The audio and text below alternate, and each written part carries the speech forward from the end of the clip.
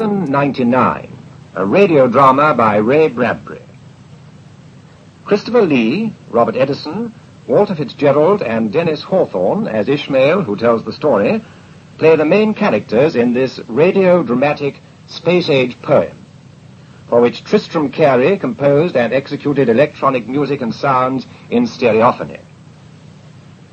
Ray Bradbury, whose many science fiction novels include Fahrenheit 451, which was filmed, and The Illustrated Man, which is being made into a picture, also wrote the screenplay for John Huston's Moby Dick, which may have given him the impetus to write his radio drama. This is its first production. Leviathan 99.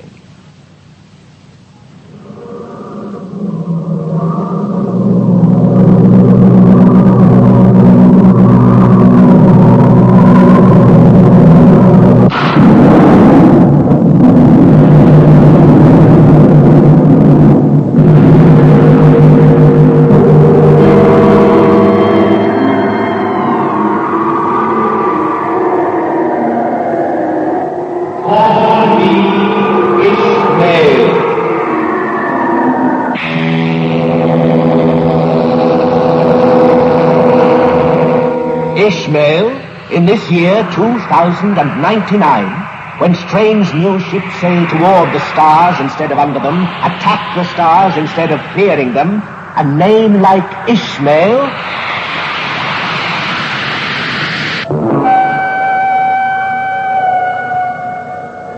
Yes, my parents flew with the first brave ones to Mars. Turned less than brave, gone sick for Earth, they went back home.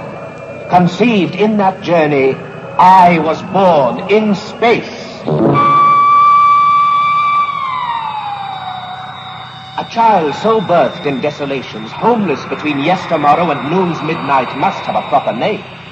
My father knew his Bible and recalled another outcast who wandered dead seas long years before Christ.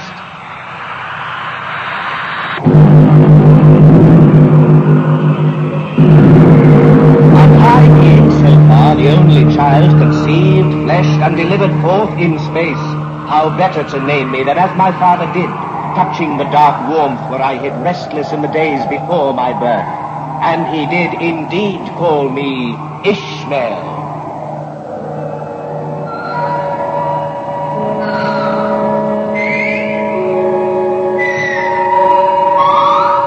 As did my friends, who seeing the stars rise and a deep space in my eyes as we flew kites or sailed our homespun gliders, confessed themselves glad I had been named Wanderer, an aspirant of aerial devotions whose destiny would find him out.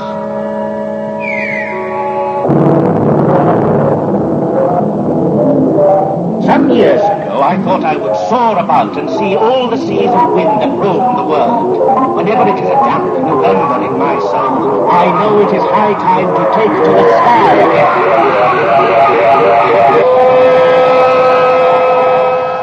There is a magic in air that pulls all men, and man so drawn floats up with eagle, hawk, firewind, or whispering balloon, to test the cloudless winds that circle sweet seas of grass and salt seas of brine, until at last he faces on that greater sea of space with its billionfold of stars.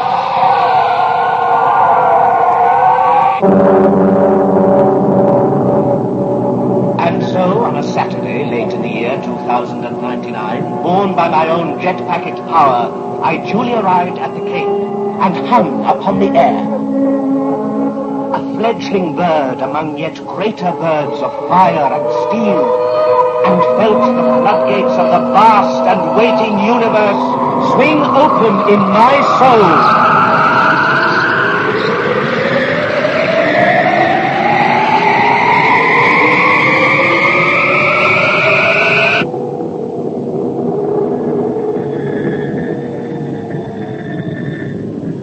Then I went down into town.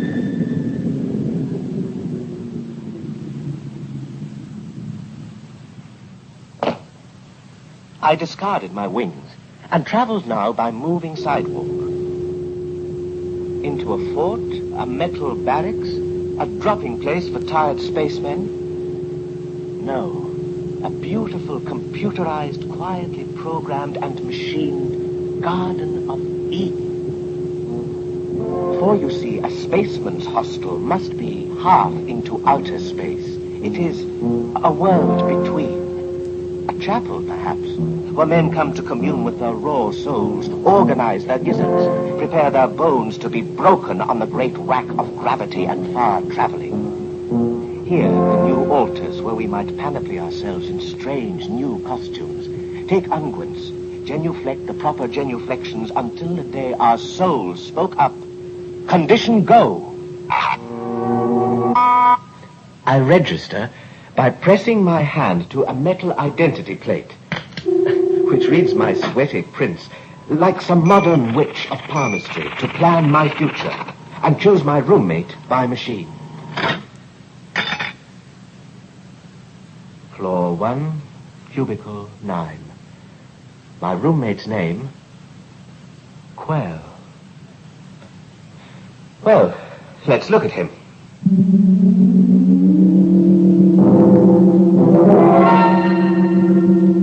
The moving floor glides me past robot museums, where other spacemen, like myself, sit with mechanical Platos and Socrates under a Mediterranean sun. They do not know me, or they will not. In 100 fantastic, new-styled schoolrooms, electric oracles of Delphi, robot men, complex as beehives, honeycombed with knowledge, wise as the names they bear. Schweitzer, Huxley, Aristotle, run secret tapes in their oil machinery heads and speak forth truths to listening fools who would be wise. But here's my room. There's my thumbprint on the scanning lock. I hope my roommate is not a huge spider. I do try to like spiders, but... There. The door open. Shut. I am in my room. And there, on the far side, in bed, in the dark, lies a shape hidden. A stranger, the size, shape, color, I can't see. I'm trembling. Perhaps I fear it might be. A spider? What? No spider. No. Put on the light. Huh? Well? Well, you speak, but your mouth doesn't move. My mind moves. You watch it move with your own mind. This is my first meeting with a telepath. And a creature 9 feet tall. I was wondering where your beanstalk was. My name is Quell. I come from an island planet many light years away in space. A green world like your own, which grows, however, animal men which do not look quite right. Oh, no. I read your mind. You think I have too many eyes, too many ears, far too many fingers, a greenish skin. But me, I've only 2 eyes, 2 ears, 5 fingers on each hand. My skin's cheese beside yours. Well, then, we're both very funny. And both human. Yes. But what is human? Size, shape, color? No. An idea. To behave well.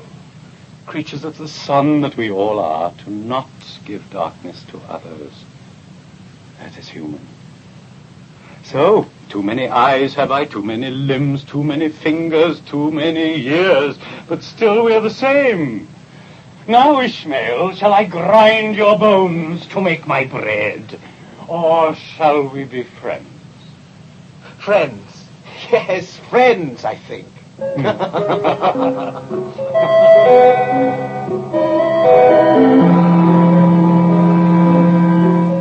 And friends we were. 2 terrible and fine, ugly and beautiful children of nature. For what is nature? Why, God surprised. God continuing to surprise himself with odd miracles of flesh. And there was nothing odder or more miraculous than Ishmael and Quell from the far islands of the great Andromeda Nebula. We lived together, studied together, and, at last, went off to find our rocket together. A great kite and a small. We flew like autumn leaves above the Florida Cape. And from a distance watched the rockets fall up to drown in summer lakes of space. The scars of their traveling soon healed by wind. And below, in their towering gantries, stood the other ships that sailed for stars. Gemini 97, Star Trek 3. Which will it be, Quell? Choose. The computers have already chosen for us. Quell, pretend. Make believe the machines don't run us. How young you are. There then, choose. Jupiter 10, Apollo 88. Hold on. There. Cetus 7. Cetus 7. Do we fly to see her? We fly.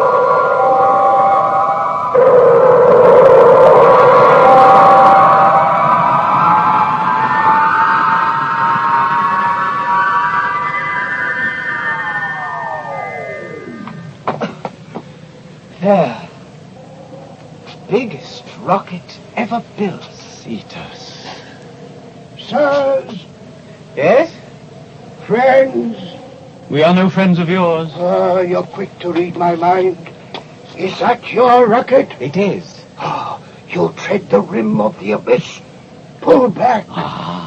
Don't go. You, young one. Listen, do you know that rocket's captain? Not eye to eye. Eye to eye. You've touched the nerve. For when you meet him, do not peer into his eyes. Be warned, he has none. None? Gone blind? No, stricken's more the word. Burnt blind in space some years ago. His skin, his mind, his soul, all burnt, but somehow hung together, he lives on. But you knew it. No. And want no more from you. No, you've read my mind. Now, tell your friend about your captain. What burnt him blind? Where? When? For what strange reason? Was he a priest of space, run after God, and God turned and gave him darkness with one blow? Is your captain all one piece? Or does it show where he was sewn back up? Does midnight still peek out through holes the doctors couldn't mend? Is he all one scar? Was he born albino, or did terror color him up and whiten him out like awful snow? You find, then turn away. The Cetus is not your ship for space. It's no man save the captain's, and the captain's lost forever. Morning, friends. Wait, don't fly. What's your name? Elijah. James Elijah. Morning, dear friend. Morning.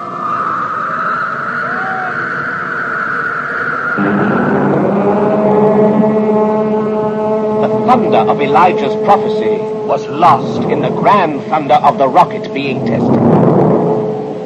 The last of 1 million supplies were going aboard.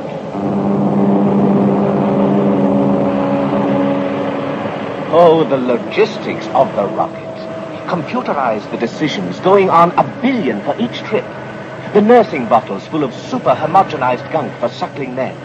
Botanical gardens. Rare, small, compacted jungles which inspire bad, suspire good, oxygenated airs. Capsuled ocean seas which grow algae for atmospheres and salads. Machines which spin the sweats of rocket man to fresh new rains to be drunk again. Not the Lord's Prayer inscribed on a pin, but whole books stamped on needles whereby to sew up the tears in one's space-worn soul. Strange machines, stranger men. The half our crew were accidents of nature in a baroque humor. That is to say, midgets and dwarves. We were babes, to be cradled in the lap of space. Half size, but cheap at half the price, for each pound of rocket man is worth thousands of dollars. in oxygen, fuel, food, water, living room. So much of our ship was toy cabins, with toy people squirrel caged in them. Years back, dwarves, midgets like us, had short lifespans and poor health. But now they have put our chromosomes in a vice and compressed us down a healthy, cookie-cutout genius. A gargoyle lost from the front porch of Notre Dame, and we small boys, aged 30, fresh from the womb that has diminished his cells, journey with your giant 6-foot men and make space our incredible toy chest. So the final burgeoning of the Cetus 7 was with Titans and bright child men toddling in their shade. But at no time in all this bustling preparation did any of us see, blind or otherwise, the prophesied captain of our ship. At last, the Cetus 7 stood ready. Nearby upon the Florida sands was a church, a vast place which entered was a replica of deep night and the million stars. No astronaut failed to wander here before his long night in space. Here came Quell and I on a rainy Sunday to find our way among bright tombstone plaques which touched, whispered the fates of lost astronauts and their wandering graves. Traveling graves, yes. What better place to be buried, cast forth on a sea of measureless stars and eternal cold? Such men, their spacesuits, both coffin and shroud, stay young forever. Come back 1 billion years from this noon, and what would you find? Fast frozen, the young man you knew at breakfast 10 million morns lost ago. No worm has touched, no rain destroyed him. All summer flesh, he will circle the sun like a tiny moon until the last sands have run through the hourglass of creation. Who would not want such graves and the fair cosmetic that space can give? Lost. Lost. Lost. Lost.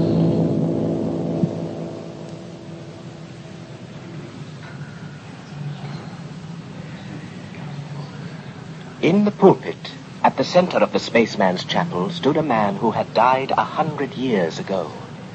Dead, yes, but so remarkable a man was he that they did computerize his soul.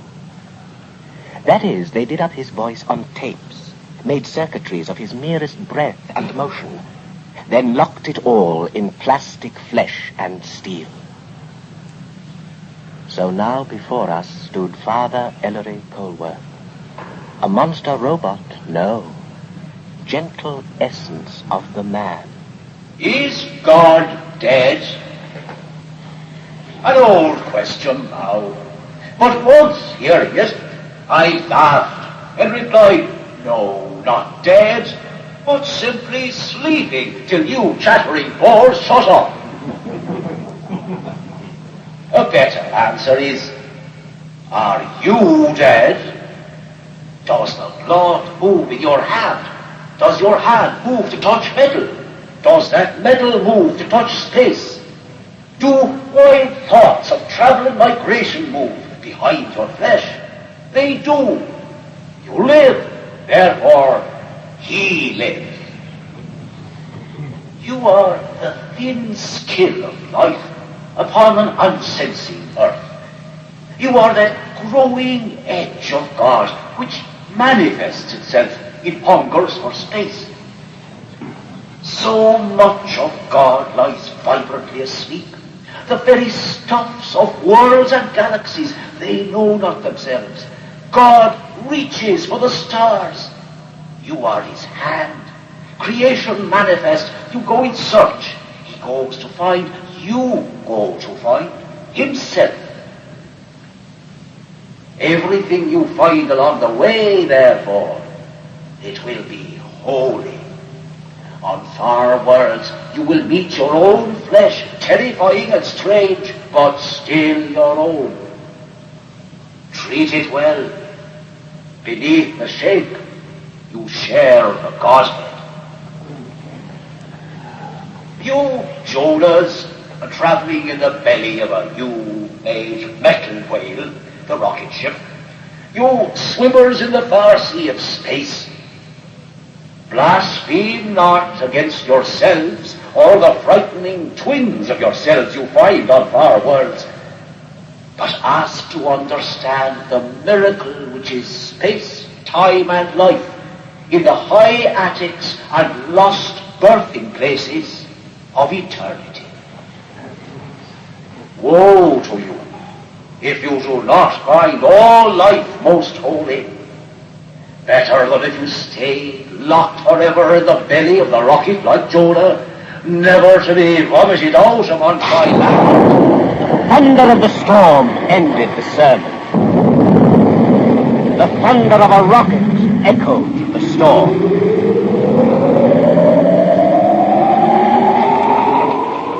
And suddenly it was the night before our fall into deep space. In our room, Quell and I lay sleepless, watching the diminishing rain on the great sky windows, listening to the voice clock announce the hours. Tick, tock, 2 o'clock. Tick, tock, 2 o'clock. Tick, tock, tick. Quell, Tock, tick. awake? Part. The rest of me sleeps well. How do you do that?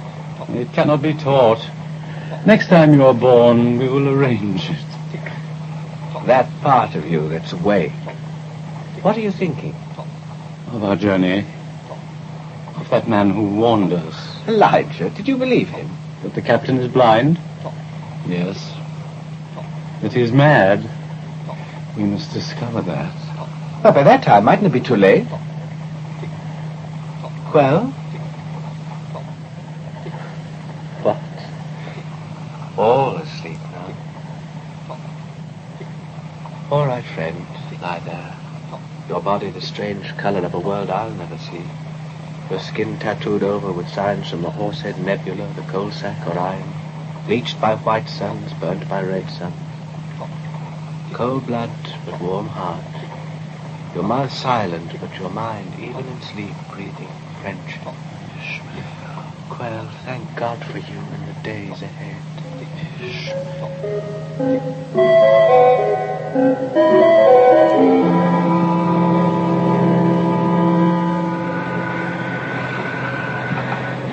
Take off time at sunset, 7:31 hours.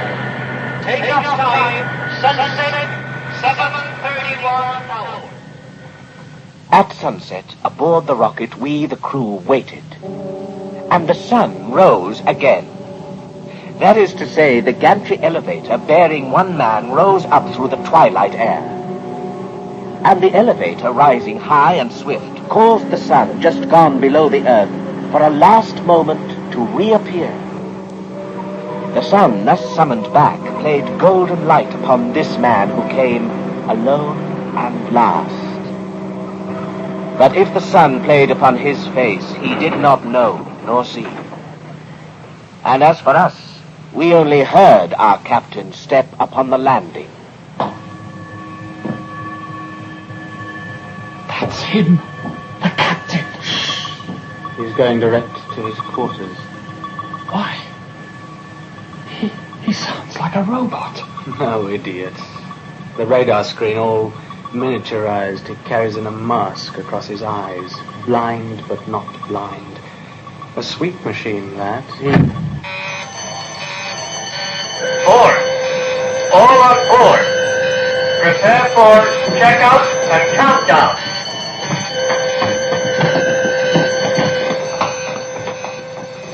The blind captain was indeed with us, unseen and locked away. We lay like spiders in our shock absorber webs, waiting for the fire wind to seize and throw us at the sky. And seize and throw it did.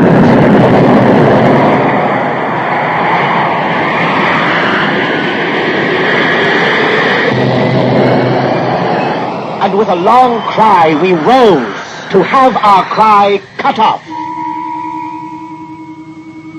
Silence took us like penitent monks to its bosom. For even the loud rocket which rips the soul on earth walks silent, a few miles up, treads the stars without footfall, as if in awe of the great cathedral of space.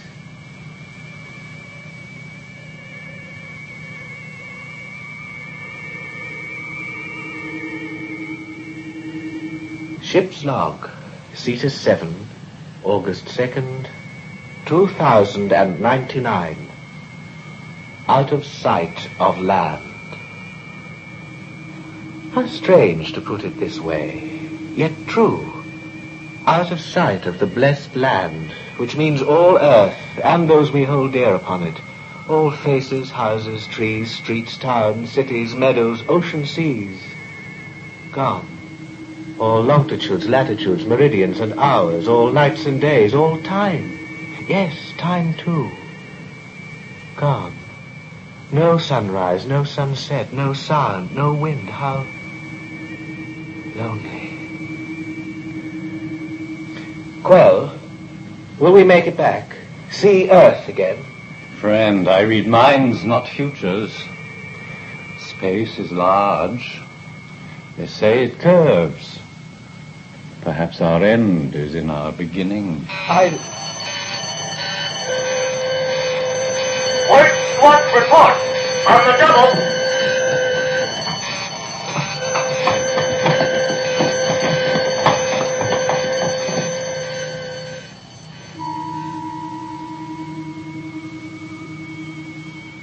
Days, 20 days, 40 days gone in space. Our destination, a star in Cygnus, about which might roll a planet moist and green as earth. We could not tell, we only went to see. Traveling at the speed of light, 186,000 miles per second, we could reach and return from that far world in 10 years. 10 years. 3,650 days of endless traveling night. And only work could save us from the boredom that slowly slides into moron insanity. Work in the chemistry lab. Work in the compacted jungle swamp which cycled our carbon dioxide and gave us fresh oxygen and green salads for lunch. Work at repairing the ship's skin when rare meteors hit. Meteor strike! On a double! The penalty pass! Grab your spacer! Take cover! Work which meant in seconds we must slap the great adhesive patch fast, so our air did not rush out and leave us swiftly dead.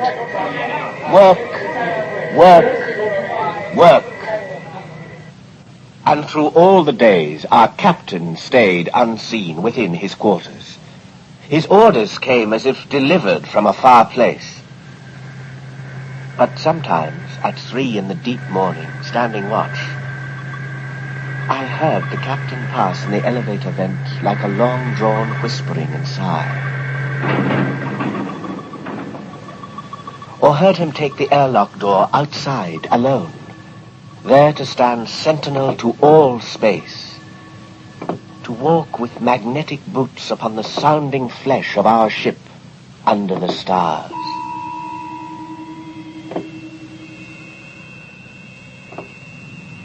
Hist! There he is. Again, every mid-watch at this hour. What does he do out there? Play ball with the meteors. Inhales the infrared, exhales the ultraviolet. No, he doesn't trust our radars. Even blind, he thinks he sees better. But what's he looking for? Quell, you can read his mind. What? My mind may hear, but the captain's mouth must speak for him. When he finds what he is looking for, he'll let us know. You read his mind. You don't like what you see. I can tell by your face. There he goes. Walk, Captain. Stand guard. Protect us from the universe.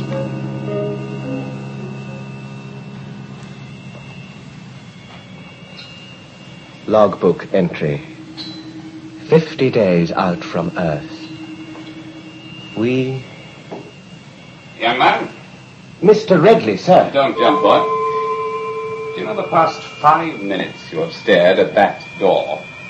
Well, sir, the captain's there.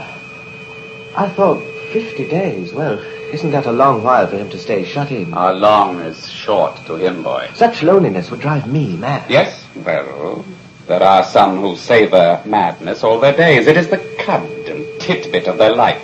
They would not know what to do with themselves if they could not nibble round the thin grey circumference of their skull, peeking and gaping from all the sockets, wondering at the cracks, assaying the guilt, rendering out the wonder. Yes, but does he ever eat? His soul is marrow enough. Let him feed, boy. I have this urge to knock upon his door. Give it a try. No, bang it. There. Does he never answer, then? If he knew God were out there, he might stroll out for a chat, but you or me, boy, do your chores. Do your chores.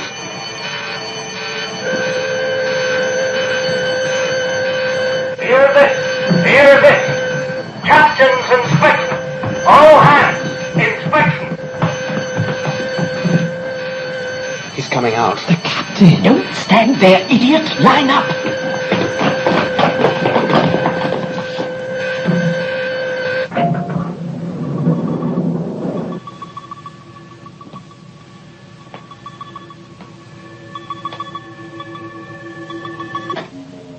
Mr. Redley, All present, sir. the temperature has gone up 3 degrees in this cabin, all present indeed. Here's one who runs a very furnace of youth. The name? Sir, Ishmael Honeycutt Jones. Oh. Isn't that the sound of Blue Ridge Wilderness, or the scarred hills of Jerusalem? Now, Ishmael, what do you see that I don't see?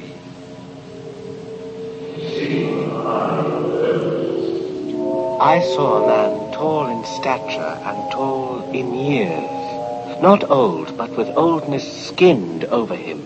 A prime unprimed by lightnings. His face white, hair white, hands white, uniform white, all everything cut from the same nothings. This was our blind captain who led us toward the stars. Behind his dark firefly machine radar electric glasses, I knew if I seized them off, I would find eyes the color of minted silver of fish that had been born, lived, and died in the deep night. White, the man was white, all white, to match the whiteness of his much affrighted soul. I felt some years ago the universe had shot off a photographic flash. God blinked and bleached the captain to this color of sleepless nights and lonely terror. His heart did not beat so much as run down eternal panics. Hamlet's father's ghost stood here astride our lives and breathed out further ghosts. How runs a ship in space, men? With tight seams and oxygen suits at the ready, sir. Well said. And how do you treat with a meteor, men? 5-second patch job and all hands saved, sir. Then, how do you swallow a flaming comet whole, men? Huh? No answer. We have not as yet seen comets on the breakfast menu, sir. You have not. And then, Captain, mustn't you kill a comet before you can eat it? True. And they do not make nightly strolls through our basement half of the universe, and yet... Sir? They do come by. Redley? Sir? This star chart here, now. You with good eyes see. From the region of the Horsehead Nebula, among a billion lights, one special light shows forth. Blind, I feel its spectral presence. Thus. Do I touch the maelstrom, Redley? You do. Closer now. So, not a meteor, a moon, a world. Who'll name it? Sir, that is a comet. Comet? No. A vast exhalation of mystery upon the deeps. A pale bride with flowing veil come back to bed her lost unbedded groom. Isn't she lovely, men? A holy terror to the sight. Captain, is that not the comet which first passed Earth some 30 years ago? Leviathan. Speak up. The comet Leviathan, the largest in history. Leviathan. The great numb terror, the brute chemistry and the universe thrown forth in light and trailing nightmare. Yes. Leviathan. Was it not Leviathan, Captain, that put out your eyes? To give me greater visions? Yes.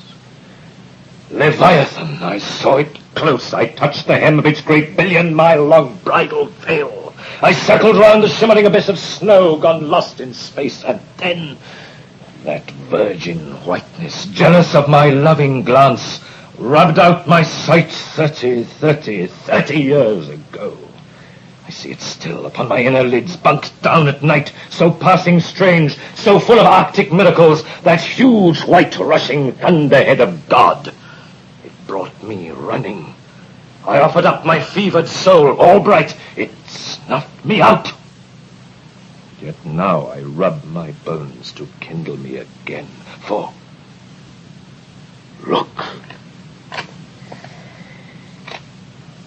Leviathan returns.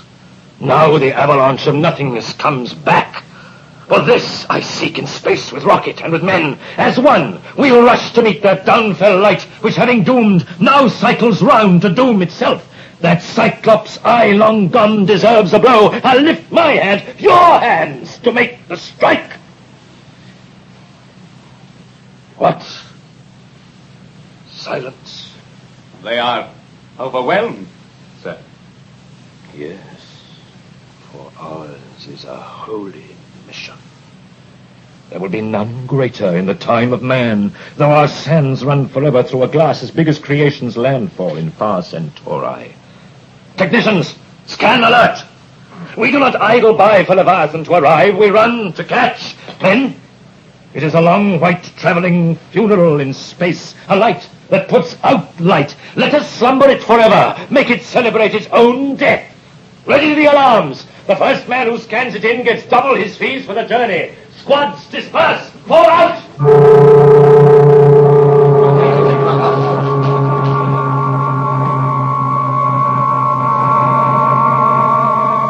Tick-tock, 3 o'clock. Tick-tock, tick-tock, tick. Well now. Is that all you've got to say?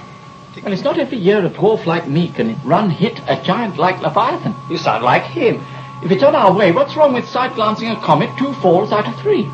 You don't even know what a comet is. Ishmael, what did you find in the microfilms? Same old guff. Photographs of photographs. Interstellar material. Vapors. Meteoroids. So few comets have passed near Earth since we first moved into space in the 1960s. The junkyards would best describe them. Chunks of old solar systems broken off. Accidents of huge nature on the prowl. Well, In the stories of my people, such comets are known as pilgrim visitors, far-traveling spectres, the haunter of the feast, a collision of bright dreams which fuse to nightmare. You see, our history is as full of romantic nonsense as yours. Well then, the captain has his reasons for finding the comet and we have ours. We're curious. Curious? Yes. And afraid.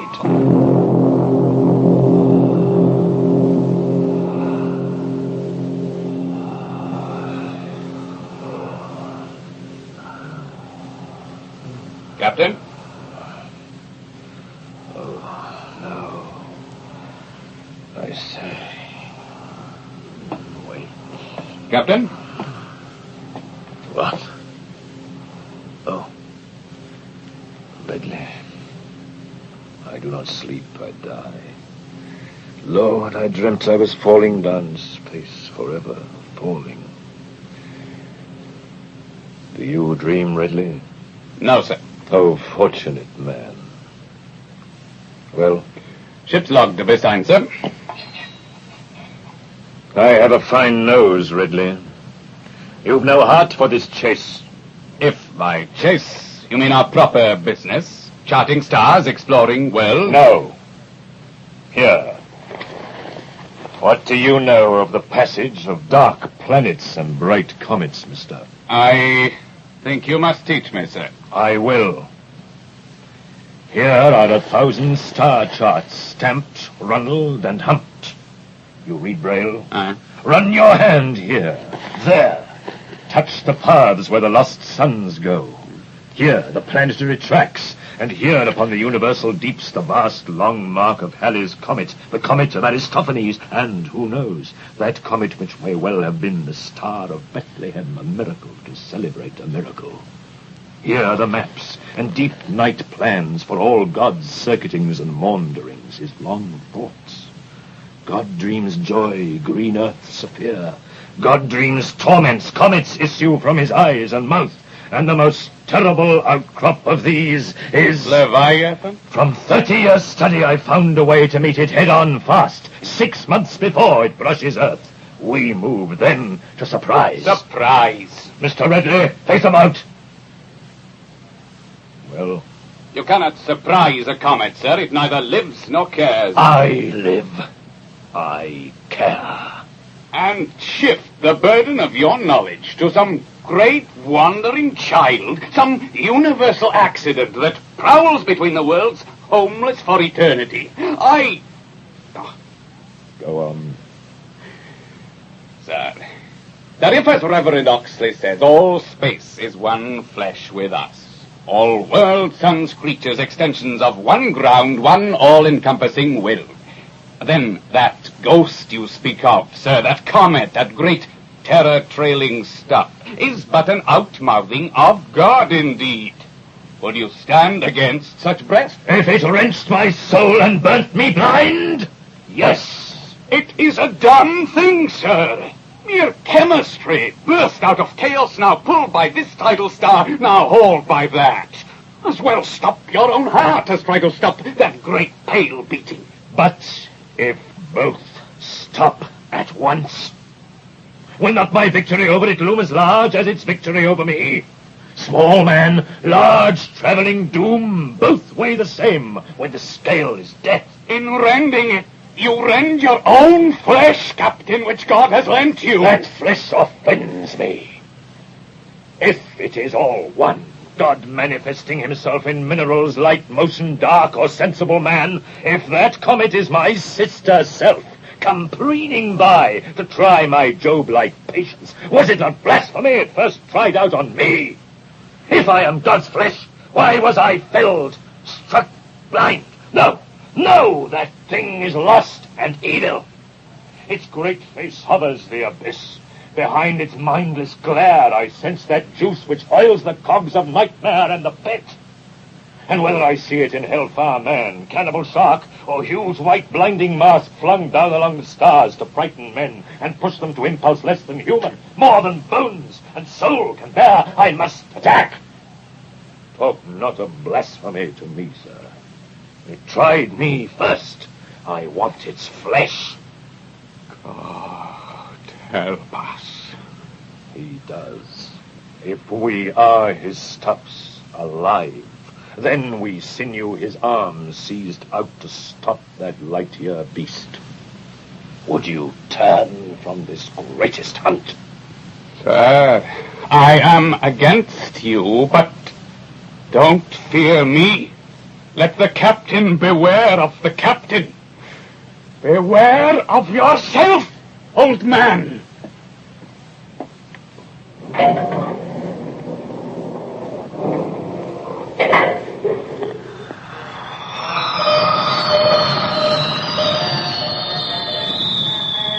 Do you know a rocket feeds itself in space? It wallows like a great fish in streams of subatomic life, interstellar minnows as 'twere, subliminal seas and royals of energy, like those tides of grit, the tiny particles in Earth's oceans which feed whales. So a rocket dines on radio waves, fierce radiations, cosmic rays, and meteors. It gulps these maniac foods which shriek invisible on the groundless ground. Ever hungry, we searched for banquets of yammering sound. Queen Elizabeth, your undoubted queen, therefore all you who are come to do your homage and service are encouraged to do the same. And came by accident upon old wits and broadcast dreams of earth.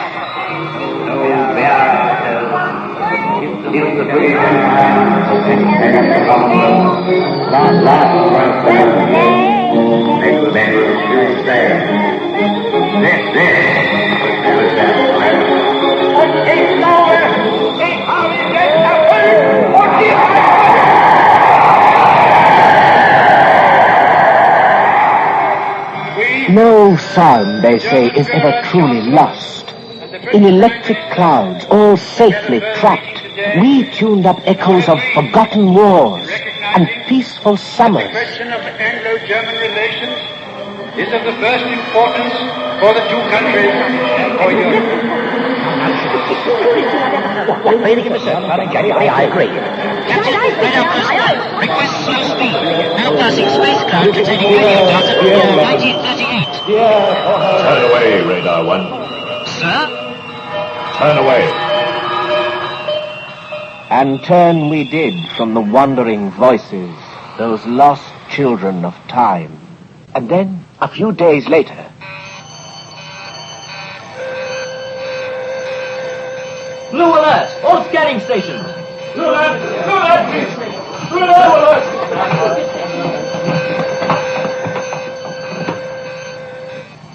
Beyond belief. What is it? An ancient moon? Yes. From our system? No. From another star? Yes. Torn loose in some accident, traveling all by itself in space. And covered with towns, cities, ancient gardens. I don't believe. Yet there it is. Terrible. Beautiful. How long do you think this moon, with all its dead cities, has been rushing through space alone? 1,000 years? 1,000 times 1,000. Oh, lovely. The spires, the jeweled windows, the lonely courts. Retrograde rockets, stand by all hands to diminish speed. Disregard. Continue course. Captain! Sir, we saw. Mr. Redley, who commands this rocket? Why, did I give orders for reconnaissance? I quite forgot myself. This moon is very old and fine. Our job's to touch down on such worlds, to photograph, record. Yes, I see. Lovely. Passing strange. There was a time when Our job lies elsewhere. Press on!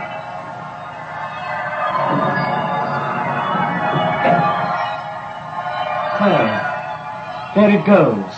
That moon.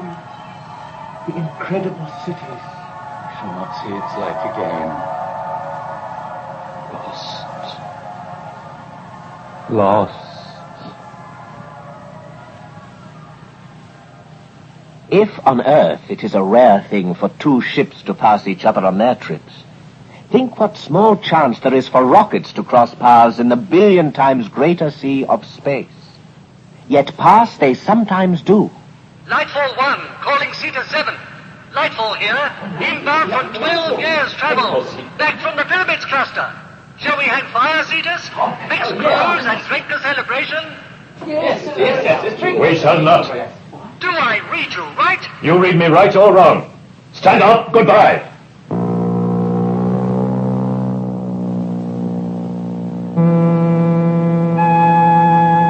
No sooner fleeing one than we came upon another, sadder rocket full of men. Rachel's captain, calling captain of the Cedar Slayer. Have you seen a small life rocket craft? A space storm took it off. We paced that comet. Comet? What? Leviathan? Leviathan, yes.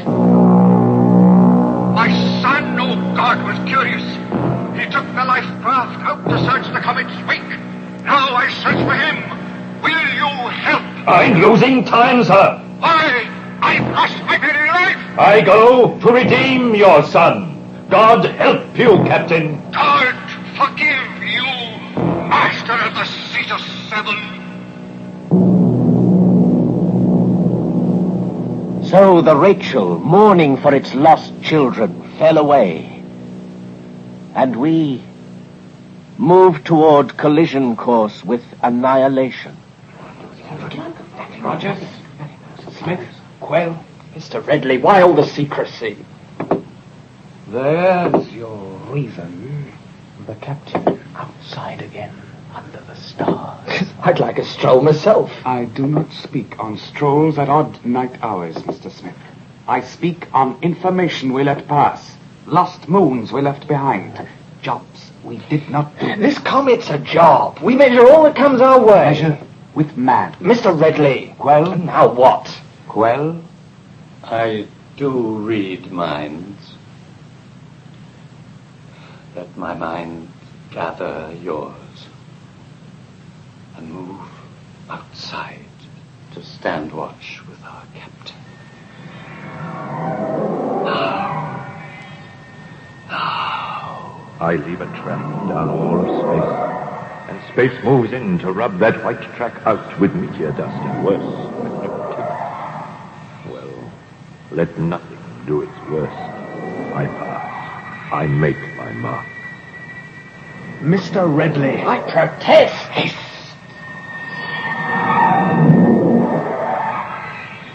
All's white or dark. Stars or nebulae as black as inks from squids which scuttle down a blind god's back. Light, dark, but how we do prefer the first. For white our Negro souls much thirst. For such a white as this, though, terrifies. For was it not such all-encompassed white which thrust to panic out my eyes, and would have quenched my soul had I not hid it safe away between calamities in nightmare's crib? I did.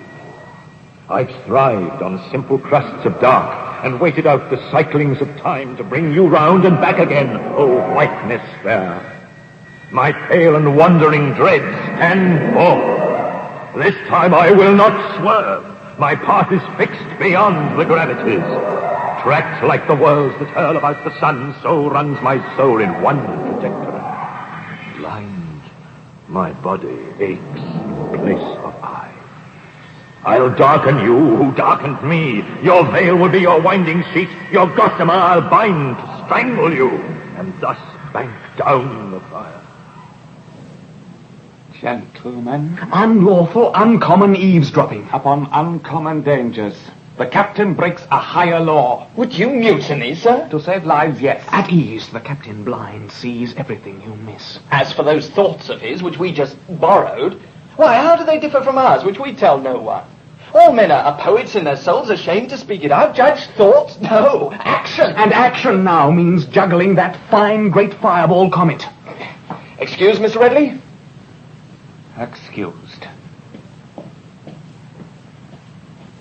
And damned.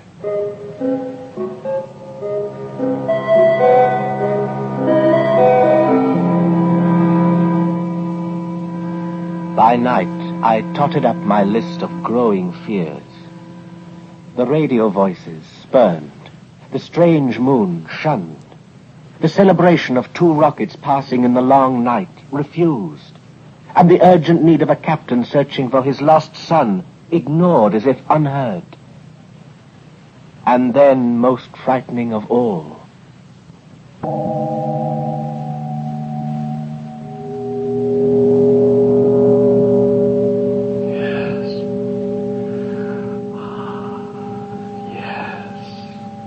Well, what is it? Speak up. Music? From where? The island worlds. My home. Your planet? Billions of miles away? Oh, Lord. My world and more.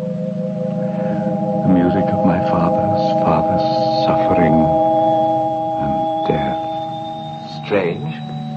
We don't expect composers on other worlds, grandfathers who write symphonies.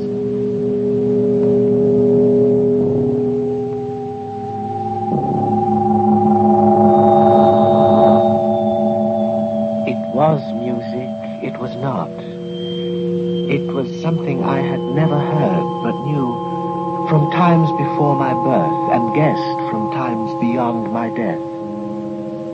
I mourned myself. And Quell, I saw no tears, yet sensed he wept within. The music played. He grew so still, I feared his breath had stopped. He heard his own funeral dirge rolled down the shores of space to end his life.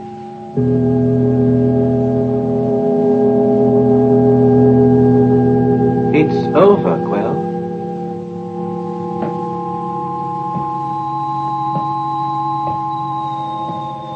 He rose to find our metal worker. Sir? Cut and weld and shape me a suit of death. I'll draw it for you. So, all black.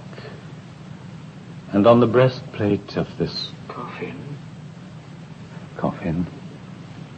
burn this sign: my family, my world. You look fine. You don't really think... I do not think. I know. Make the suit of dark metal.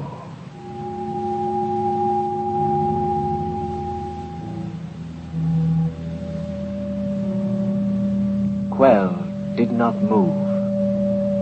He sat by the great star-scanning port, his gaze fixed beyond Andromeda, as if he plumbed the fathoms of his own grave and found there all our graves in mutual deep. Quell, taller, stronger, more human than all human men, yet knew his Achilles' heel, but lodged most sadly in the circle of his ear, where the funeral tune of his father's father wrapped him in winding sheets of sound beyond my threats and pleas. Quell. Quell.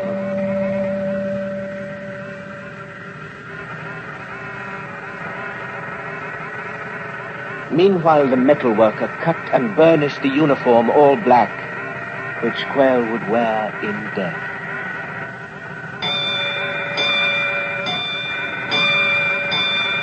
Red alert! Space storm ahead!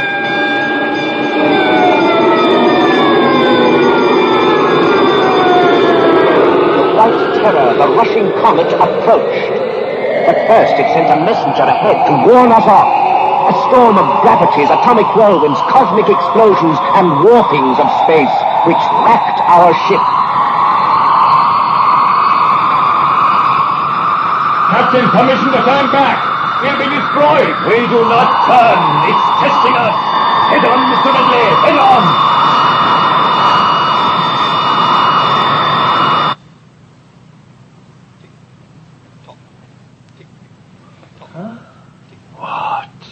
Storm, it's vanished. Captain, the comet Leviathan. It's disappeared too. Vanished? Disappeared? Quell, you're awake again. Oh, Quell, what happened? He has come round. Quell, what in God's name? The funeral music, gone. Our traveling burial grounds, gone. The comet, the nightmare, all gone. Yes, but why? The storm has twisted time. A warp in space? We've turned a corner in eternity.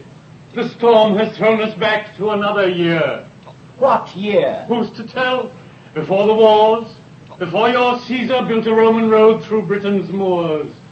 The great star beast, it pities us. No, I say. Ridley, the radio telescope. The comet is not there, sir. The airlock, open it. Blind, I'll find for myself.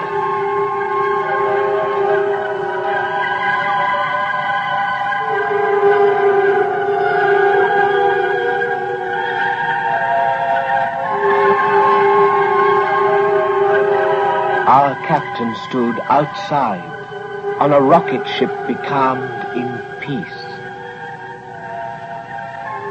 It was indeed a time between, and Redley stood with him between the stars.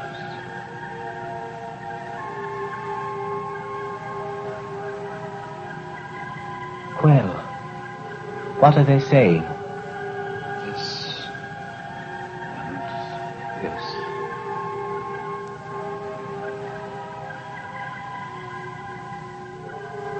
Peace and mild weather. Gone. All the fury. All the burning whiteness. Gone. Captain, it's given us a last chance to escape. Escape to what? To land back on Earth and be greeted by Charlemagne? To watch Caesar fall down dead in the Forum?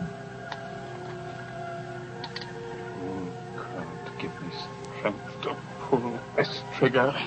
Mr. Redley, you lack the power to fire that gun.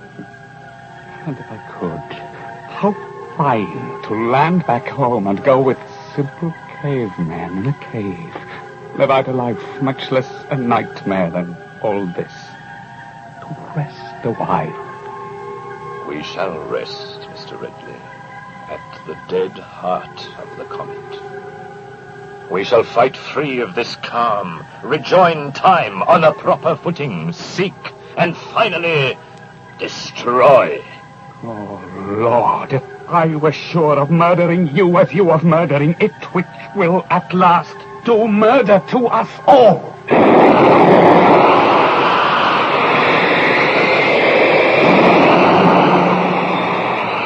sweet calm was over. We fought the storm of time in space, and freed ourselves of Roman legions on a Dartmoor wilderness, lost Waterloo, missed final chance to watch Napoleon's soldiers pock the Sphinx's old Egyptian face with rifle fire, and broke free to find the comet. There. I feel it. It is there, yes. Is it? It is. All hands stand by the emergency life rocket craft. You know the engines, the destruction there. In each I've built a sweeping hunger to devour that thing. A beam more powerful than any laser ever built. Wider, longer, swifter. Use that power. Worry the beast. Lay him to waste.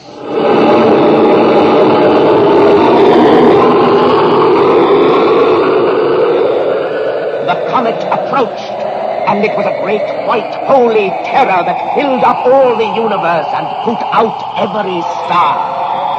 And Quell awakened from his trance, and every man of proper will dropped their masks and took on madness. All human flesh was gone. Red blood was all that moved our ship. The comet loomed. We ran as children run to happy games. Lifecraft 1, launch! Lifecraft 2, launch! Mr. Redley, take command. This rocket is yours. Boys, stay behind. Well, you come with me. Well, you put on that black metal. The suit, yes, with the death symbols on it. Let me go with you. Stay and live. You will live, I know, to be very old. Be happy, Ishmael. Good friend. Goodbye. Oh, Quell.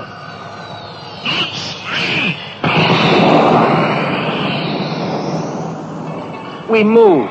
The three small light ships moved to cross that moving path of raw destruction. All was white now. We fell as in the great mouth of the sun. Well, I hear you, friend.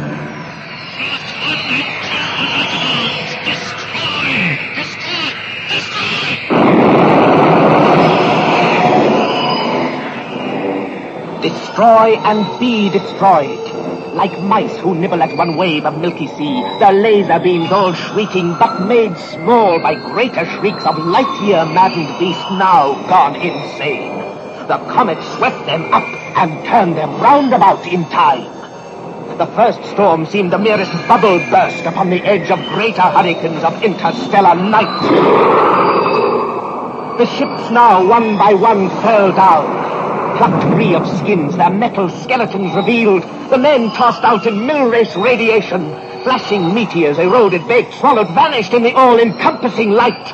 Each man thrown to a different warp in time.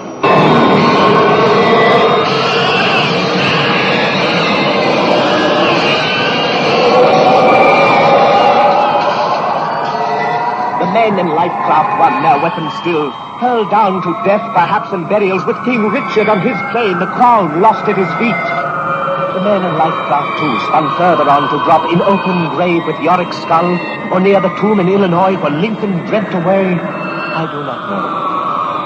The captain last. Through quail I heard his cry. Was the weapons gone, my men dispersed? Why then I have these hands? Blind I seize on you, gone dead I grapple you. Where is your heart? There, I'll die for it. Oh, damn Leviathan! It comes to this!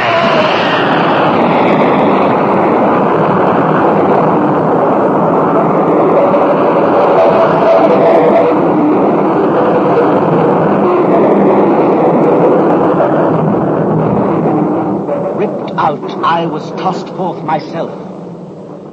Alone I watched as now at last the whiteness went its way.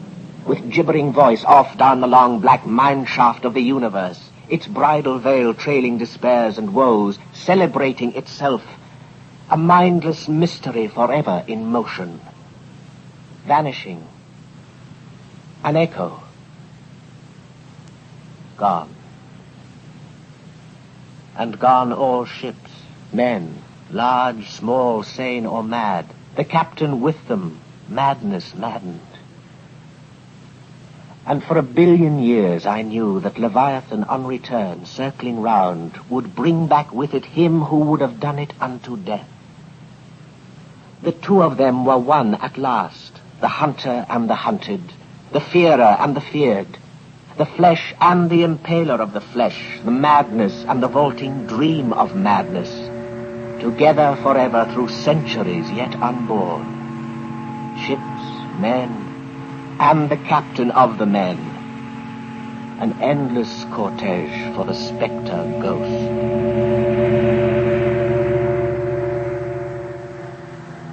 Alone, I floated on a coffin which came under my hands.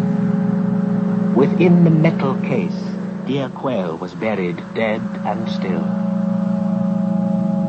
I drifted so upon this strange life raft among the stars for timeless days, until a rocket passing picked me up at last. It was the Rachel, who in her long search for her missing children found but another orphan.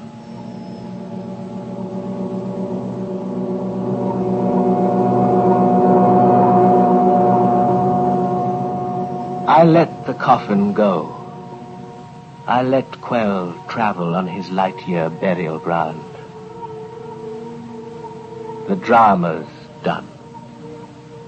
The great shroud of stars rolls over the ship, her crew, as the whiteness departs all the way.